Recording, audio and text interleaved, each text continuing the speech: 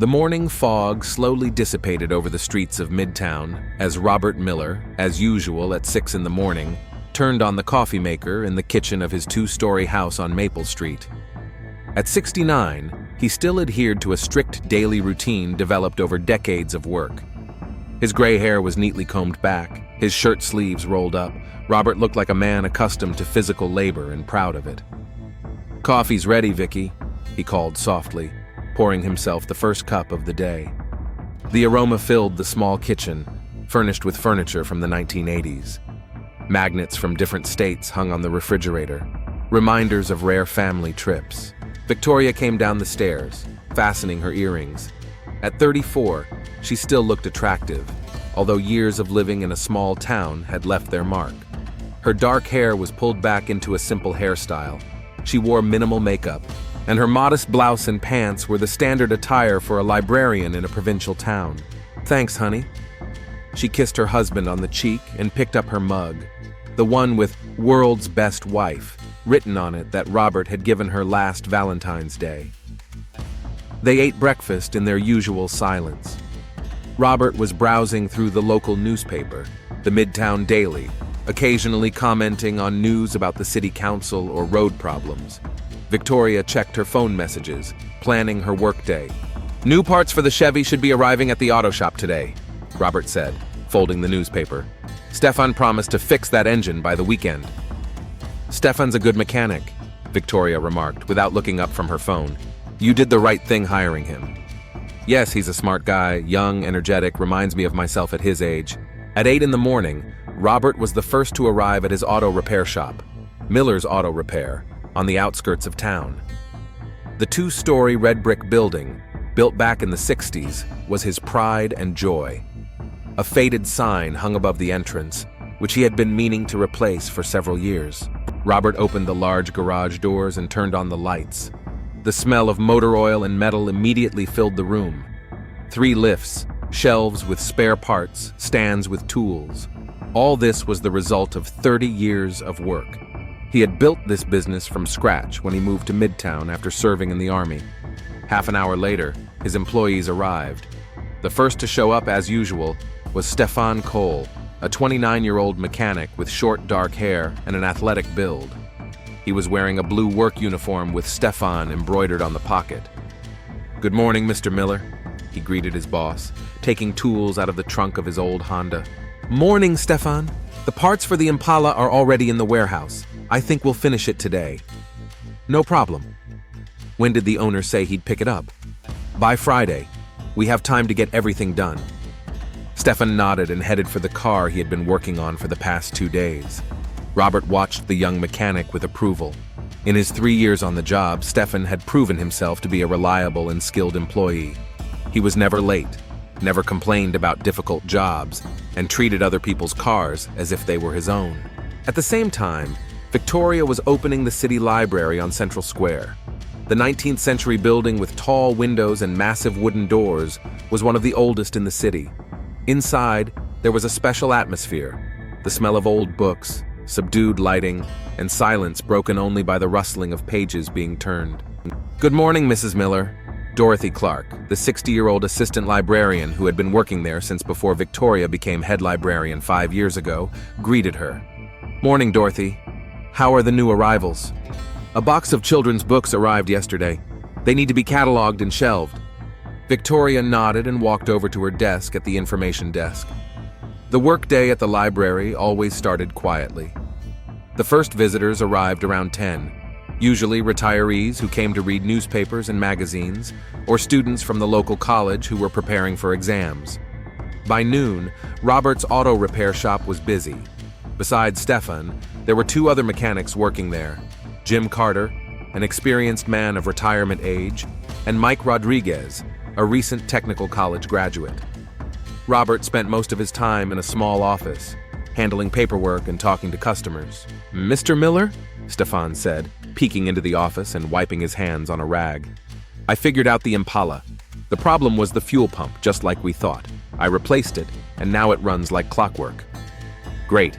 How long did it take?" "About 4 hours of actual work, plus the diagnostics yesterday." Robert made a note in the order log. Good work. You can start on Mrs. Johnson's Ford. She complained about a knocking sound in the engine. I already looked at it. Looks like a problem with the piston assembly. It's a serious repair. Then do a full diagnostic first and calculate the cost. If the repair costs more than half the value of the car, it's best to be honest with the customer. It was this approach that made Robert respected by his customers. He never pushed expensive repairs if it was easier to sell the car and buy another one. Honesty was more valuable than quick profits in a small town. Robert traditionally spent his lunch break at home. Victoria usually prepared a simple meal, sandwiches, soup, salad. They ate in the kitchen, discussing plans for the evening or weekend. "How's work?" Robert asked, unwrapping a ham sandwich. "Quiet. A few students are preparing for exams. Mrs. Parker was complaining again that we don't order enough novels." "What did you say to her?" "That the budget is limited, but we try to take readers' preferences into account." Robert smiled. "Diplomatic. What about that children's event you were planning?" "Story time on Saturday. About 10 people have signed up. I'll be reading Grimm's fairy tales." After lunch, Robert returned to the auto repair shop and Victoria went back to the library. The second half of the day passed in the usual rhythm. The auto repair shop finished 2 cars and took another one in for repairs. At the library, several visitors borrowed books to take home, and high school students prepared for a history test. In the evening around 7, when Robert was closing the auto repair shop, Stefan lingered, helping to put away the tools. "Mr. Miller, I wanted to ask you something," he began, locking the equipment cabinet. "Are you planning to work on Saturday?" "No, it's my day off. Why?" "I was just planning to visit my parents in Columbus. I wanted to make sure there was nothing urgent." "Sure, go ahead. We'll start the new week on Monday." Stefan thanked him and headed for his car. Robert spent a few more minutes checking that everything was locked up, then drove home as well. At home, Victoria was already preparing dinner. The smell of roast chicken filled the kitchen. There was a bottle of inexpensive wine on the table, their little family tradition for midweek. "How was your day?" she asked, placing plates on the table. "Good. We finished with 2 cars and took a new order. Stefan did a great job with the Impala." "Is he a good worker?" "One of the best I've had. Responsible, not lazy. It's just a shame that young people rarely want to stay in small towns these days." They had dinner, watched the local news, and discussed their plans for the weekend. Robert wanted to fix the leaky faucet in the bathroom, and Victoria planned to work in the garden. Spring was in full swing, and it was time to plant the seedlings. At 10 o'clock in the evening, as usual, they went to bed. Robert fell asleep quickly. The physical work had done its job. Victoria lay awake for a while, thinking about something, but soon she too drifted off to sleep. So passed another ordinary day in the life of the Millers, in the quiet town of Midtown. A day that was no different from hundreds of other days. A day that did not foreshadow the events that would soon turn their orderly life upside down. 3 months ago, it all started with a broken headlight. Victoria parked her old Honda Civic near the grocery store and didn't notice that the rear door of a truck had cracked her left headlight while unloading goods. The truck driver apologized and offered to pay for the repair, but disappeared as soon as Victoria turned away to write down his license plate number. "Rob, I need to get my headlight fixed," she told her husband over dinner, showing him a photo of the cracked glass on her phone. "Take it to the auto shop tomorrow. Stefan will take care of it. He's good with electrical work," Robert replied, without looking up from the newspaper. The next day, Victoria arrived at the repair shop around 10 in the morning. Robert was busy with a client in the office, so she went straight to the garage, where Stefan was working under the hood of a black pickup truck. "Excuse me," she said, and he looked up from under the hood, wiping his hands with a rag. At that moment, she really saw him for the first time, not as her husband's employee, but as a young, attractive man. His dark hair was slightly tousled from work. Veins stood out on his tanned arms, and his work uniform emphasized his athletic build. When he smiled, revealing even white teeth, Victoria felt something she hadn't felt in a very long time. "Mrs. Miller, welcome. Mr. Miller said you were having trouble with your headlight?" "Yes, the left one is cracked. Can you take a look?" Stefan walked over to her Honda and crouched down next to the damaged headlight. Victoria stood nearby, suddenly acutely aware of his proximity. As he explained what needed to be replaced, his voice seemed deeper than usual. "It'll take about an hour. Can you wait or come back later?" "I'll wait," she replied more quickly than she had planned. While Stefan worked, Victoria sat on an old chair in the corner of the garage, pretending to read the book she had brought with her. In fact, she was secretly watching his movements, confident, precise, professional. Sometimes their eyes met, and she felt a slight dizziness. "All done," he said an hour later, wiping the headlight with a clean rag. "Like new." "Thank you. How much do I owe you?" Mr. Miller said no charge, family discount. Stefan smiled, and Victoria felt that strange excitement again. "Then at least let me buy you a coffee. There's a cafe across the street." Stefan looked at his watch. "I have my lunch break in half an hour. I'll wait." They met at a small cafe called Mary's Diner across the street from the auto repair shop. The waitress, an elderly woman named Rose, knew everyone in town and looked curiously at the unusual couple, the auto repair shop owner's wife and his young mechanic. "Just coffee and thanks for the work," Victoria explained hastily, feeling Rose's gaze. They sat in the far corner, away from the window. The conversation began innocently, about work, the city, the weather, but gradually it turned to more personal topics. "Have you always wanted to be a librarian?" Stefan asked, stirring sugar into his coffee. "No, when I was younger, I dreamed of being a journalist. I even enrolled in the relevant department at Ohio University. But then I met Robert." "And you dropped out?" "I didn't drop out, but I transferred to a distance learning program. Robert was just starting a car repair shop at the time and needed support. And when I graduated, it turned out that there weren't many jobs for journalists in Midtown." "Do you regret it?" Victoria thought for a moment. "Sometimes. What about you? Did you always want to be a mechanic?" "Yes, since I was a child. My father worked at the Ford plant in Detroit. Every weekend we fixed something in the garage. When the factory closed, the family moved to Columbus and I decided to try life in a small town." "And how do you like it here?" "It's quiet. But sometimes I want something more, you know." Their eyes met, and Victoria realized that she understood him too well. From that day on, she began to find reasons to stop by the auto repair shop. Sometimes it was to check the oil, sometimes it was a strange noise in the engine, and sometimes it was just to give Robert the lunch she had forgotten in the morning. Stefan always found time to talk to her, and their conversations became more and more personal. A month later, the inevitable happened. Robert left for the weekend to visit his old army friend in Cincinnati, a traditional trip he took twice a year. Victoria said she wasn't feeling well and stayed home. On Saturday evening, she sent Stefan a message. "Robert's gone. Want to have dinner?" He arrived at 8. Victoria cooked steaks and opened a bottle of good wine, not the cheap stuff they usually drank with Robert. She put on a dress she hadn't worn in 2 years, did her hair, and put on makeup. "You look amazing," said Stefan as he entered the house. These were the first openly flirtatious words between them. Dinner was intimate. Candles on the table, soft music, wine loosening tongues. They talked about their dreams, what their life could be like in the big city, the trips they would like to take. "You know what's strange?" said Victoria, already slightly intoxicated by the wine and the closeness of the young man. "Robert is a good man. He never raises his voice, never forgets my birthday, takes care of me, but with him, I feel older than my age. It's as if life is passing me by." Stefan reached out and covered her hand with his. "You're not old. You're a beautiful, intelligent, interesting woman." "I'm 34. "So what?" "I'm 29. It's only a 5-year difference." When he kissed her, Victoria felt like she was coming back to life after a long hibernation. The passion she thought she had lost forever flared up with renewed vigor. That night, they became lovers.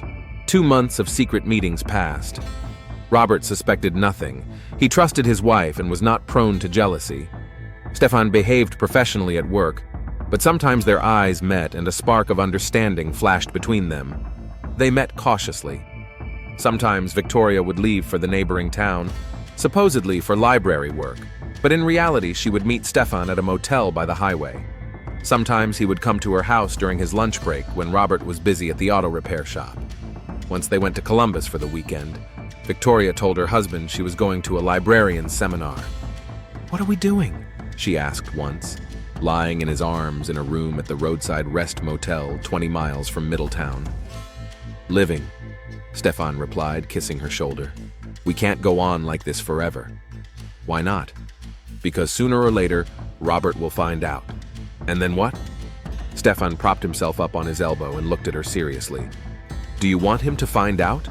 "I don't know. Sometimes I think I do. Then I wouldn't have to choose." "What if you had to choose right now?" Victoria was silent for a long time. "I can't just leave Robert. We have a home together, a life together. The auto repair shop is thriving. We live well. What do we have? You're a mechanic. I'm a librarian. How would we live?" "On love," Stefan said, but there was bitterness in his voice. "You can't live on love." "So I'm just entertainment for you?" "No!" She turned to him. "You don't understand. With you, I feel alive. But I can't ruin my whole life for what? For uncertainty." After that conversation, their relationship became more tense. Stefan began to talk about how they could leave Midtown and start a new life in the big city. Victoria replied that it was impossible. She had commitments, a reputation, and a settled life. "Robert is a good man, but he's 35 years older than me," she said during one of their meetings. "In 10 years, he'll be really old, and I'll still be in my prime. What then?" "Then it'll be too late to live," Stefan replied. "Vic, listen, I have an idea. A friend of mine is opening a car repair shop in Atlanta. He's offering me a partnership. Good money, big city, new opportunities." "And you want to leave?" "I want to leave with you." "What about Robert?" Stefan paused. "Robert will be fine. He's a strong man, he has a business, money. He'll find someone else." "He's 69, Stefan. Who's he going to find?" "That's not your problem." Victoria felt a chill run down her spine. There was something cruel in Stefan's words, something she hadn't noticed before. But her desire to escape her mundane life was stronger than her fears. In recent weeks, she had been thinking more and more about how great it would be to start over. A young, handsome man, a new city, new opportunities. Robert was a good husband, but didn't she deserve happiness? "How much money do you need for this project?" she finally asked. "About 100,000 to start with. I have 20,000 in savings." "And the rest?" Stefan looked at her intently. "Robert has money. The car repair shop brings in a good income, plus he must have savings." "Are you suggesting I steal money from my husband?" "I'm suggesting you take what is rightfully yours. You're his wife. Half of everything is yours. But not if I'm the one who gets divorced." "Who said anything about divorce?" Victoria looked at him blankly. "What do you mean?" Stefan was silent for a long time, then said cautiously, "Robert is not a young man. He has a heart condition. I've seen him taking pills. Stress, hard work, anything could happen." "Stefan!" "What?" "I'm just stating the facts. Sooner or later you'll be a widow, it's only a matter of time." That evening, Victoria came home upset and confused. Robert was watching the news in the kitchen as usual. "How was the seminar?" he asked, without looking up from the TV. "Fine. Lots of useful information." She made dinner, and they ate in their usual silence. Robert told her about problems at the car repair shop. One of the lifts had broken down, and he needed to order a replacement part. Victoria listened half-heartedly, thinking about Stefan's words. When they went to bed, Robert fell asleep quickly, as usual. Victoria lay next to him, listening to his steady breathing and thinking about the future, about what could be, about what should happen. Thursday, May 18th, began like any other day. Robert got up at 6 in the morning, turned on the coffee maker, and started getting ready for work. Outside, a light rain was falling, typical spring weather for Ohio. Victoria came down to the kitchen in her robe, looking tired. "Did you sleep badly?" Robert asked, pouring coffee into her favorite mug. "Yes, I tossed and turned all night. It must be the weather." "Maybe you should see Dr. Green? He's good with women's issues." "No, Rob. I'm just tired from work. It's the weekend. I'll rest." Robert nodded and kissed his wife on the forehead. "Then no chores tonight. Let's order pizza and watch a movie." After breakfast, they went about their business. Robert was the first to arrive at the car repair shop and, as usual, raised the garage door. Rain pattered on the roof, creating a cozy atmosphere. He turned on the radio, and an old Frank Sinatra song was playing. Stefan arrived half an hour later, wet and unhappy. Damn rain, the car almost stalled at the traffic lights. It's time to change the spark plugs in that old Honda, Robert advised. I can give you some good ones at cost. Thanks, Mr. Miller. I'll take you up on that this weekend.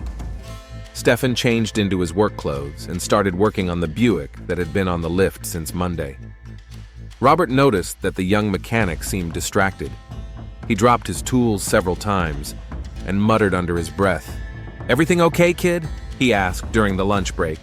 "Yeah, just thinking about the future, whether I should stay in Midtown." "Thinking of leaving?" Stefan paused, then said, "I have an offer from a friend. A partnership in a car repair shop. Good money, great prospects." "Where?" "In Atlanta."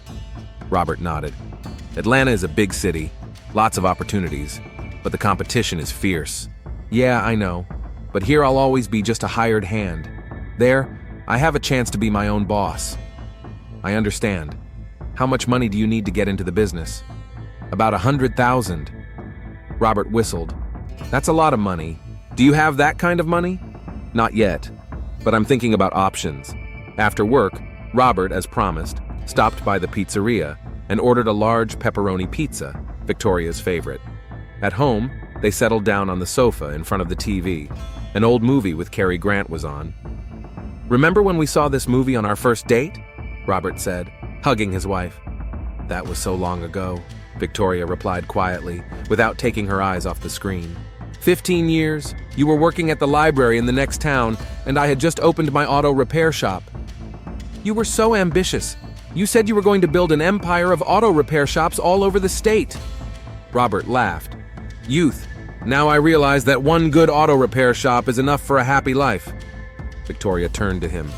"Are you happy, Rob?" "Of course. I have you. We have a nice house, a stable income. What more could I want?" "What about dreams? Travel? Adventure?" "We went to Europe 3 years ago, and to Mexico for winter vacation. Those were short trips. I'm talking about real change, about changing everything completely." Robert looked at his wife intently. "Vic, what are you talking about? Are you depressed?" "No, it just seems like life is passing me by sometimes." "You're only 34. You have plenty of time for anything you want. And you're 69. In 10 years, you'll be almost 80. Robert was silent for a moment. "Does that bother you? The age difference?" "No, I don't know, sometimes. We discussed this when we got married. You said age didn't matter. I was 19 then, I didn't understand much."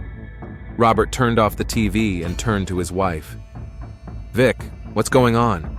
You've been acting strange for the past few weeks. If there's a problem, let's talk about it." Victoria looked at her husband, his gray hair, tired eyes, wrinkles that had deepened over the past year. A good, honest, loving man, and at the same time, an obstacle to her new life. "No problems, dear, just the spring blues." On Friday morning, Robert woke up with a heaviness in his chest. It wasn't pain, but a feeling of weight, as if a brick had been placed on his chest. He got up, drank a glass of water, and did some light exercises. He felt a little better. "Maybe you should stay home," Victoria suggested at breakfast. "You look tired." "No, I have to finish Mrs. Johnson's Buick today. I promised her I'd have it done by the weekend. It was a busy day at the auto repair shop." In addition to the Buick, 2 other cars were brought in, one for diagnostics and the other for brake pad replacement. Robert spent most of his time in the office, sorting through paperwork and ordering parts. By 4 o'clock, the heaviness in his chest had intensified. He was slightly short of breath. Robert took his blood pressure pills out of his desk drawer and took one. The doctor had prescribed them 6 months ago when his blood pressure started to rise to 150. "Mr. Miller, can I have a minute?" Stefan popped his head into the office. "Sure, what's up?" "I figured out the Buick. The problem was more complicated than it seemed. I had to replace not only the brake pads, but also the discs." "How much will that add to the bill?" $200. The discs are expensive for this model." Robert nodded and made a note in the log. Call Mrs. Johnson and let her know about the additional expense. If she agrees, you can finish the job. I already called. She agreed. Great. Then everything will be ready by Monday. Stefan didn't leave, as if he wanted to say something. Robert looked up from his documents. Anything else?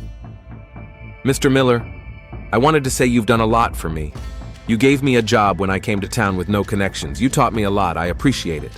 You're welcome, son. You're a good mechanic. It'll be a shame if you leave for Atlanta. If I stayed, would you consider making me a partner? I could invest money in growing the business. Robert thought about it. That's an interesting idea, but the auto repair shop is a family business. I plan to pass it on to Victoria if anything happens to me. But she doesn't know anything about cars. You don't have to know everything yourself. You can hire a good manager.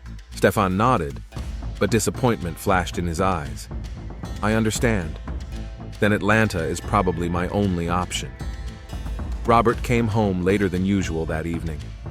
The heaviness in his chest hadn't gone away, and now he felt weak. Victoria was cooking something that smelled delicious in the kitchen. How's it going? She asked without turning away from the stove. Tired. Lots of work. Sit down. Dinner's almost ready. Robert sat down at the table and noticed that Victoria was in a good mood. She was humming something under her breath and looked more lively than she had in recent weeks. What are you cooking? Your favorite, beef stroganoff, and I opened a good bottle of wine. What's the occasion? Victoria turned to him and smiled. I just wanted to do something nice for you. Dinner was really delicious. The wine was an expensive Burgundy that they only bought on special occasions. Robert noticed that Victoria was hardly drinking, just sipping from her glass. Don't you like the wine? He asked. No, I just don't feel like it tonight. You finish it. After dinner, they sat on the porch. The rain had stopped and the air smelled fresh and of blossoming apple trees. Robert felt strangely relaxed, almost euphoric. The heaviness in his chest was gone. You know, Vic, you're right about change, he said, leaning back in the garden chair. Maybe I should travel more, or expand the business. Really? Yes. Stefan offered me a partnership today. Maybe it's not a bad idea. Young blood, fresh ideas. Victoria tensed. What did you say to him? Nothing definite yet, but I'll think about it. Rob, if something happened to me, would you marry again? Robert looked at his wife in surprise. What a strange question. I'm just curious. You're not old. You're an attractive man. Many women would be happy. Vic, what are you talking about? We're both healthy. But theoretically? Robert paused. I don't know. Probably not. You're the only woman I've ever truly loved. Victoria turned away. In the dim light, Robert didn't notice the tears on her face. By 10 o'clock, Robert was so sleepy he could hardly keep his eyes open. I'm going to bed. I'm especially tired today. Go ahead, dear. I'll stay up a little longer. Robert kissed his wife and went up to the bedroom. He undressed, brushed his teeth, and went to bed. He fell asleep unusually quickly, despite the early hour. Victoria sat on the porch for another hour, staring into the darkness. She held her cell phone in her hands, started typing a message to Stefan several times, but deleted the text. Finally, she wrote, Tomorrow, as agreed. The reply came almost immediately. Are you sure? Yes, there's no other way. I love you. I love you too. At 2 a.m, Robert woke up with a sharp pain in his chest. It wasn't the heaviness he had felt during the day, but real pain that radiated to his left arm and jaw. His breathing became labored, and cold sweat broke out on his forehead. Vic, he called, but his voice was weak. Victoria was sleeping next to him, turned toward the wall. Robert tried to reach her, but his arm wouldn't obey him. The pain intensified, and black circles began to float before his eyes. Vic, help me, he whispered. Victoria stirred but did not wake up. Or maybe she was pretending to be asleep. Robert tried to get up to reach the phone in the hallway, but his legs gave way. He fell next to the bed, hitting his head on the nightstand. The pain became unbearable. Ambulance! He gasped out his last words. Victoria woke up at 7 a.m. Robert was lying on the floor next to the bed, motionless, his eyes open. She leaned over and checked his pulse. It was gone. Then she screamed, loudly, hysterically, like a woman who had found her dead husband. The neighbors came running in 5 minutes. Mrs. Parker from next door called an ambulance, although it was obvious that there was nothing that could be done. Dr. Michael Green, the family doctor and coroner of Midtown, arrived. "When did this happen?" he asked, examining the body. "I don't know," Victoria sobbed. "I was fast asleep. I woke up in the morning and he was already..." Judging by the rigor mortis, death occurred around 3 or 4 in the morning. Classic signs of a heart attack. Did Robert have heart problems? Yes, he was taking blood pressure pills. He had been complaining of chest heaviness lately. Dr. Green nodded. It's not uncommon at his age. Stress, hard work, heredity. Unfortunately, it was a massive heart attack. Did he suffer? Probably not. Death was quick. That's little comfort. Victoria began to cry even harder. Mrs. Parker hugged her, offering her tea and a sedative. By noon, the news of Robert Miller's death had spread throughout Midtown. Stefan arrived at the auto repair shop, supposedly to check why the owner hadn't come to work. "My God," he said when he heard the news from Jim Carter. "How did it happen?" "A heart attack during the night. Poor Victoria found him in the morning. She needs help. Is there anything I can do?" "It's best to leave her alone for now. The relatives are arranging the funeral." But Stefan went to the Miller's house anyway. Victoria was sitting in the living room surrounded by neighbors who were trying to comfort her. When she saw him, she stood up. "Stefan, thank you for coming. My condolences, Mrs. Miller." Mr. Miller was a good man. Yes, he was. Their eyes met for a second.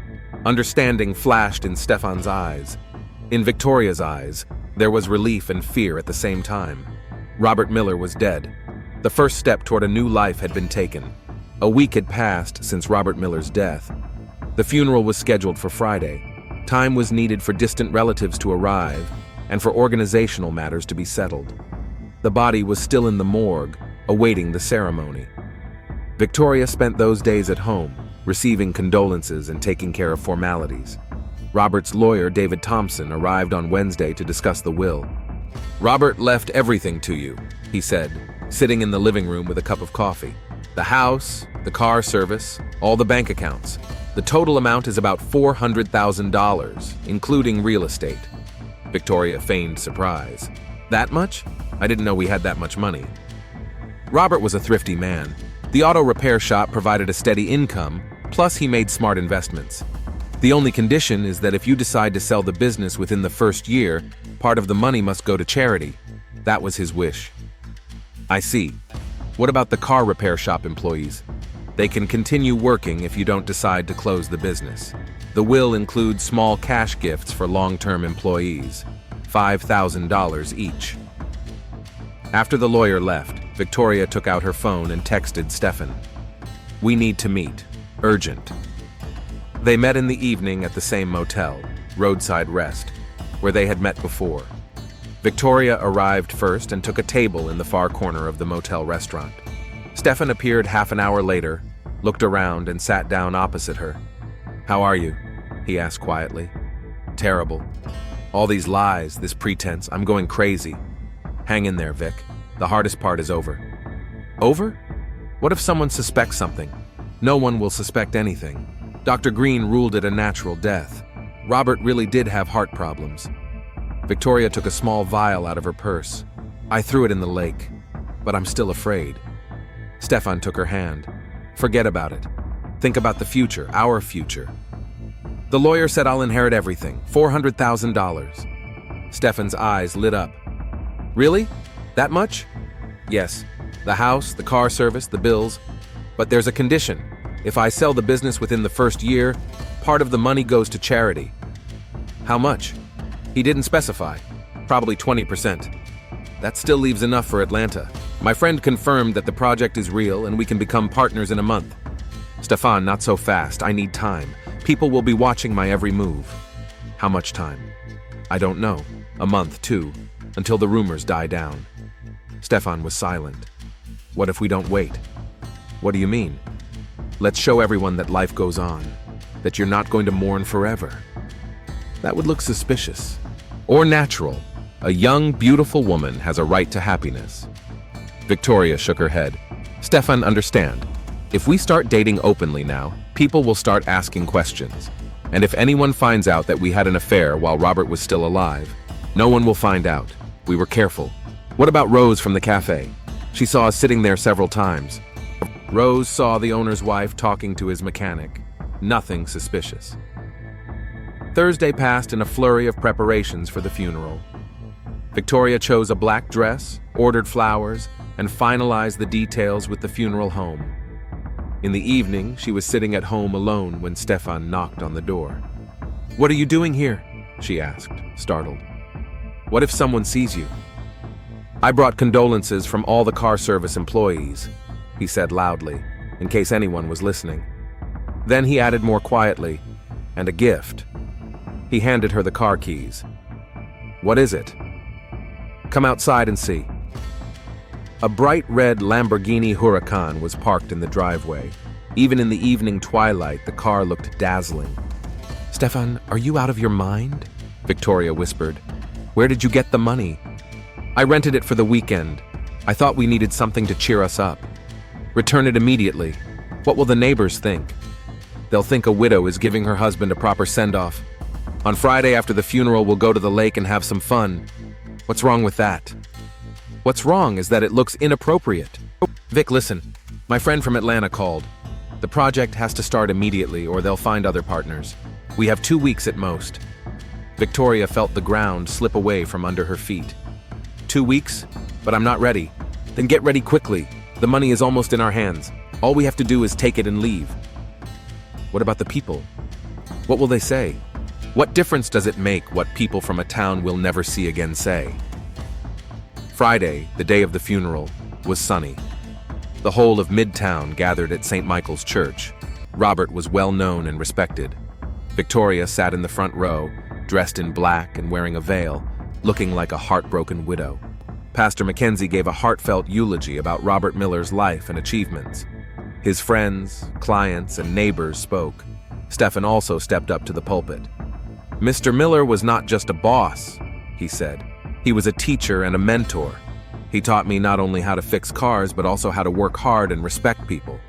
His memory will live on in the hearts of all who knew him." Many people cried. Victoria cried too, but her tears were tears of guilt, not grief. After the ceremony, the coffin was taken to the city cemetery. Robert was buried next to his parents' graves. Victoria threw a handful of dirt on the coffin lid and burst into tears again. "It's all over," she thought. "Now I'm really free." After the cemetery, people dispersed to their homes. Victoria returned home, changed into her usual clothes, and went out into the yard. The red Lamborghini was still parked in the driveway. Stefan appeared an hour later, also having changed out of his funeral suit into jeans and a t-shirt. "Ready to go?" he asked. "Stefan, maybe we shouldn't. We just buried my husband." "That's exactly why we should. You need to take your mind off things." They got into the Lamborghini. Stefan started the engine, which roared like a wild animal. Neighbors peered out of their windows, watching the unusual spectacle. "Where are we going?" Victoria asked. "To Columbus. We'll have dinner at a nice restaurant, maybe stay at a hotel." "On the day of your husband's funeral?" "Vic, enough. Robert is dead. We're alive. We have money and plans for the future. Let's finally start living." They left Midtown under the gaze of their neighbors. The red Lamborghini was visible from a distance, attracting attention at every traffic light.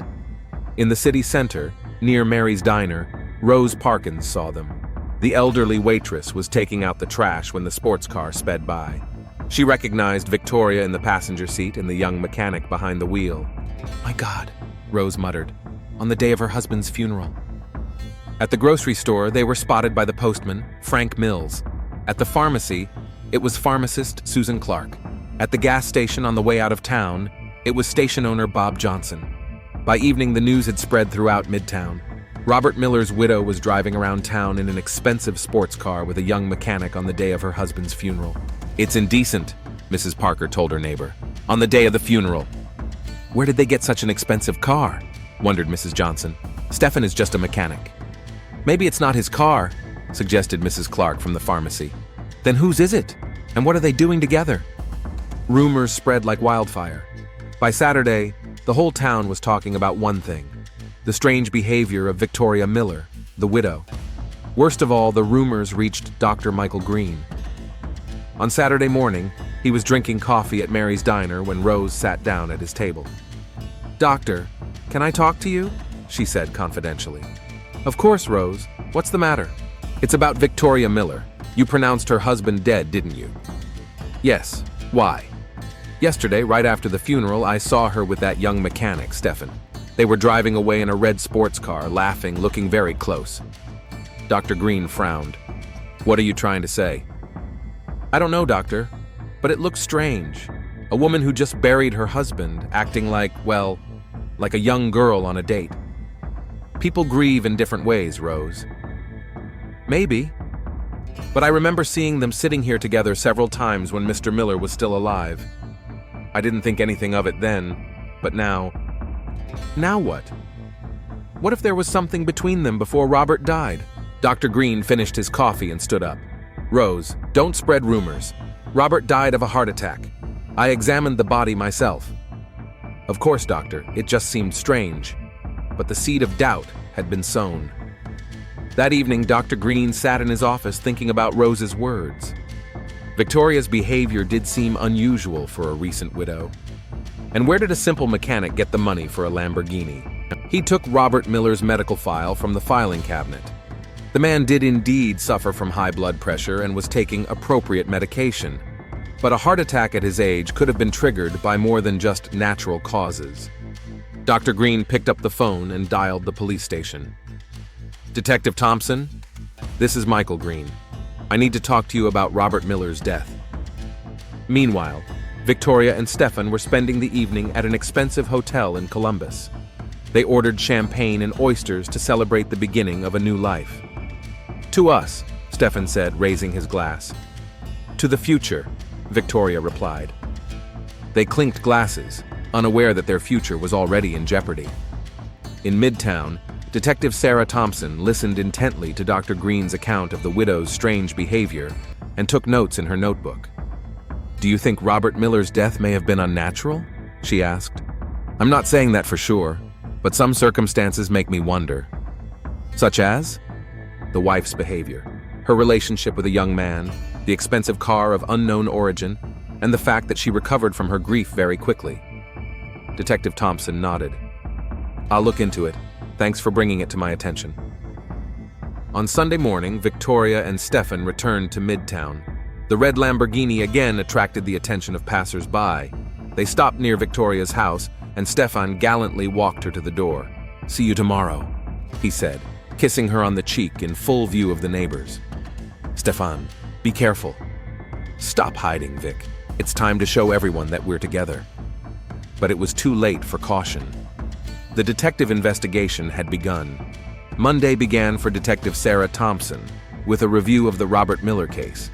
At 42, she was one of the most experienced investigators at the Midtown Police Department, having worked as a detective for 15 years. With her gray eyes, neatly combed hair, and strict suit, Sarah looked like someone who was difficult to fool. First, she reread Dr. Green's report on Robert's death. Extensive myocardial infarction, death occurred around 3 in the morning. No external injuries except for a head contusion from the fall. At first glance, everything looked natural, but the details Dr. Green had provided gave her pause. Sarah took out her notebook and made a list of questions. 1. Where did the mechanic get the money for a Lamborghini? 2. Why did the widow recover from her grief so quickly? 3. Did they have a relationship while her husband was alive? 4. Who stands to gain from Robert's death? At 10 in the morning, she arrived at the morgue. Dr. Green was waiting for her in his office with a cup of coffee and a worried look on his face. "Thank you for agreeing to help," Sarah said, sitting down across from him. "You see, Detective, it's not just Victoria's behavior that concerns me. Yesterday, I reviewed Robert's medical records again. Yes, he had high blood pressure, but his last checkup showed that it was stable. A heart attack of that severity could have been triggered by external factors, such as severe stress, poisoning, certain medications in large doses. Can you check that?" The body hasn't been cremated yet. I can perform a full autopsy with toxicology analysis. Do it, but keep it unofficial for now. After the morgue, Sarah drove to the Miller's house. She found Victoria in the garden, watering flowers and humming to herself. For a recent widow, she looked surprisingly cheerful. "Mrs. Miller? Detective Thompson, Midtown Police. Can we talk?"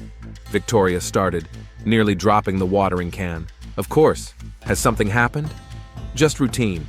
We need to clarify some details about your husband's death." They went inside. Sarah looked around. It looked like a typical middle-class home. No signs of luxury or wealth. "Tell me about your husband's last day," Sarah said, taking out her tape recorder. "Robert came home from work around 7. We had dinner and sat on the porch. He complained of being tired and went to bed early." "What did you have for dinner?" "Beef stroganoff, his favorite dish." "Did you drink alcohol?" Victoria paused for a moment.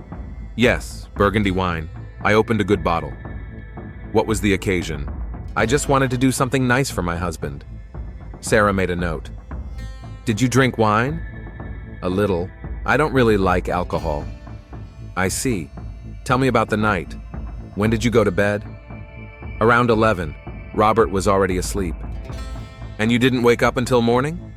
"No, I slept soundly. I woke up at 7 in the morning and found him on the floor." "Did he call for help? Was he moaning?" "If he did, I didn't hear him. I'm a heavy sleeper." Sarah nodded. "Now about Friday. You and Mr. Cole were driving around town in an expensive car on the day of your husband's funeral." Victoria paled. "Stefan suggested we take a drive. He said I needed to take my mind off my grief." "Whose car was it?" "His. I mean, he rented it." "With what money?" "As far as I know, mechanics don't earn that much." "I don't know. Maybe he saved up or borrowed from friends." "Mrs. Miller, how long have you known Stefan Cole?" 3 years, since Robert hired him. And there was nothing personal between you?" "What do you mean?" "An affair, a relationship." Victoria jumped up. "How dare you? My husband just died."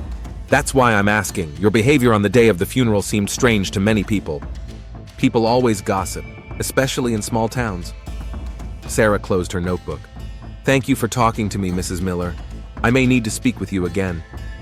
"Is that necessary? For the investigation?" "We're just checking some details for now." After talking to Victoria, Sarah drove to the auto repair shop. Stefan was working under the hood of an old Ford, but when he saw the detective, he immediately came out to meet her. "Stefan Cole?" "Detective Thompson, I'd like to ask you a few questions about Mr. Miller's death." "Tragic," said Stefan, wiping his hands on a rag. "He was a good man." "Tell me about Mr. Miller's last day at work." "Same as usual. He was doing paperwork in the office while we fixed cars. Nothing out of the ordinary." "Did he seem ill? Did he complain about anything?" "He said he was tired, but that's normal for his age." "And you? How did you feel?" Stefan looked at her in surprise. "Fine. Why?" "On Friday, you drove Mrs. Miller around town in an expensive car." "Yes, I thought she needed to get out of the house." "Whose car was it?" "I rented it." "How much did it cost?" "I have savings." "How much does it cost to rent a Lamborghini for a day?" Stefan paused. "I don't remember exactly, about $1,000. "That's a lot for a mechanic." "I'm frugal." "Mr. Cole, how long have you known Mrs. Miller?" 3 years. "Was there anything personal between you?" "What do you mean?" "An affair. A relationship." "No, she's my boss's wife. She was his wife." "But you were seen together several times at a cafe." "We were discussing work matters. Sometimes she passed messages from Mr. Miller." Sarah nodded. "Where were you on Thursday night? When Mr. Miller died?" "At home, sleeping." "Who can confirm that?" "No one. I live alone." "I see. Thanks for talking to me." That evening, Sarah sat in her office analyzing the information she had gathered. The picture was gradually becoming clearer, but she needed proof. A call from Dr. Green interrupted her thoughts. "Detective, I have the results," he said excitedly. "What results?" "The toxicology report. Robert Miller's blood contains a lethal dose of digoxin." "What is that?" "A heart medication. In therapeutic doses, it treats arrhythmia. In large doses, it causes cardiac arrest." Death appears to be from a natural heart attack. Was Robert taking this medication? Number, he was only prescribed blood pressure pills. So he was poisoned? Undoubtedly. The digoxin was added to his food or drink. Judging by the concentration, the dose was enormous. Sarah felt her pulse quicken. Doctor, this officially makes Robert Miller's death a homicide. Yes, and I have my suspicions as to who did it. On Tuesday morning, Sarah received a search warrant for the Miller home.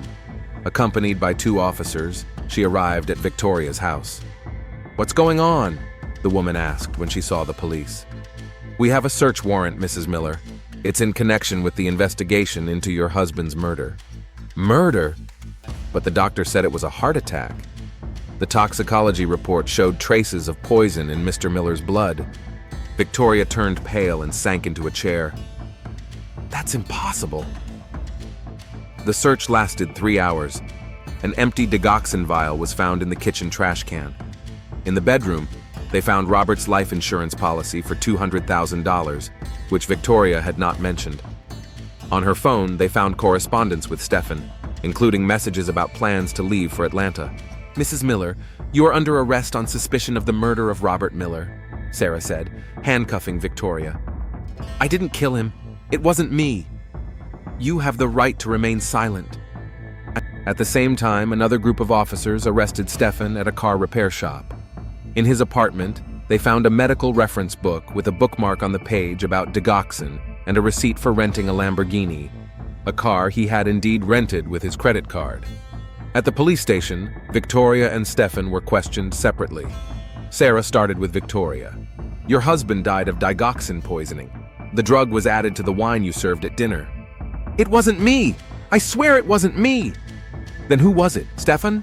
Victoria remained silent. "We found a vial in your trash, insurance you didn't mention, correspondence with your lover." "What correspondence?" Sarah took out the printouts of the messages. "Tomorrow, as agreed." "Are you sure?" "Yes, there's no other way." "Are these your messages to Stefan on the night before your husband's death?" Victoria burst into tears. "Yes, we had an affair, but I didn't kill Robert." "What about Stefan?" "I don't know. Maybe he said Robert had a weak heart." "Did he suggest killing your husband?" "Not directly. He said that sooner or later I would be a widow. And then you would get the inheritance." "I didn't want him to die. Robert was a good man." "But you wanted money and freedom." Victoria didn't answer, continuing to cry. In the next room, Stefan was being questioned. He was more confident. "I didn't kill Mr. Miller," he said firmly. "But you had an affair with his wife." "That's not a crime." "But murder is. We found a reference book with information about digoxin in your possession." "I was researching different drugs. I wanted to understand what killed Mr. Miller." "After he died?" "Yes." "And the ampoule in Victoria's trash? Your fingerprints are on it." Stefan faltered for the first time. "What ampoule?" "The digoxin ampoule, the same drug that killed Robert Miller." "I don't know anything about any ampoule." "Then explain how your fingerprints got on it." Stefan was silent for several minutes. Then he said, "I want a lawyer." By evening, the picture became clear. Stefan had obtained the digoxin through a paramedic he knew, saying that the drug was needed for his sick aunt. On Thursday evening, he came to Victoria's house under the pretext of offering his condolences on behalf of his colleagues and added the poison to a bottle of wine. Victoria knew about the plan, but at the last moment she tried to dissuade Stefan. Therefore, she hardly drank any wine at dinner, while Robert drank almost the entire bottle. "She could have stopped me," Stefan said during questioning after realizing that the evidence against him was irrefutable. "She could have poured out the wine," warned her husband, "but she didn't."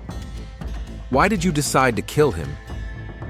"We wanted to be together, to start a new life, but we needed money for that." "And you decided that a man's life was worth money?"